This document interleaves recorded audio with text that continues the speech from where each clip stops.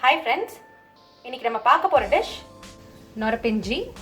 எங்கள் வீட்டில் நாங்கள் இதை இப்படி தான் சொல்லுவோம். பட் சில ஊரில் வந்து இதை சொரப்பிஞ்சினும் பால் பணியாரம்னு சொல்லுவாங்க. இது ஒரு 100-year old ரெசிபி. வாங்க எப்படி செய்யறதுன்னு பார்க்கலாம்.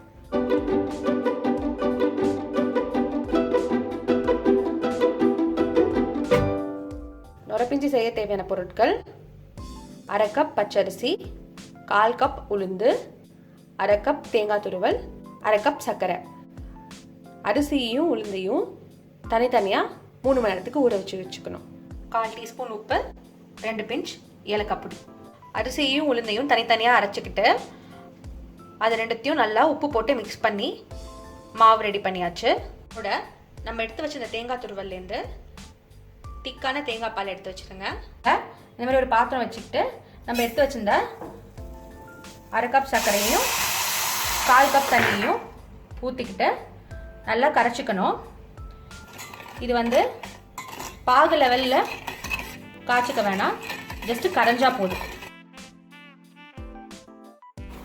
சர்க்கரை நல்லா கரைஞ்சிருச்சு. இப்போது 2 பிஞ்ச் ஏலக்காய் பொடி எடுத்து வச்சுருந்ததை இதில் போட்டுருங்க. எடுத்து வச்சிருந்த தேங்காய் பாலை இதோட சேர்த்துக்கிட்டு ஒரு நிமிஷம் அடுப்பை ஹையில் வச்சு ஆஃப் பண்ணிடணும்.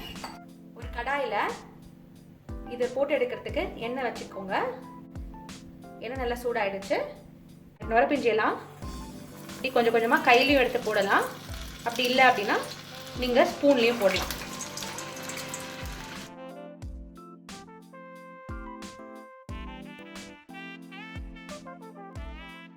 இது வந்து லைட் கோல்டன் ப்ரௌன் ஆனதுக்கப்புறம் எடுத்துடலாம். அது வரைக்கும் கொஞ்சம் திருப்பி போட்டு குக் பண்ணிக்கணும். இந்த மாதிரி லைட் கோல்டன் ப்ரௌன் வந்ததுக்கப்புறம் நம்ம நுரப்பிஞ்செல்லாம் எடுத்துடலாம்.